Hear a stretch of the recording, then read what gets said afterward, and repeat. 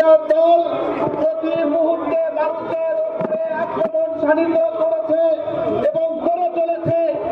আমরা তার প্রতিবাদে মানুষকে রক্ষা করতে, জনগণকে রক্ষা করতে 365 দিনের আমরা মাঠে ময়দানে আছি।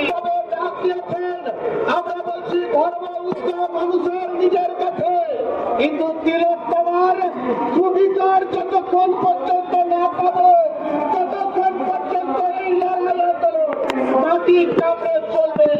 1 ইঞ্চি জায়গা আমরা ছাড়বো না। বিচার না হওয়া পর্যন্ত রাস্তা আমরা ছাড়ছি না।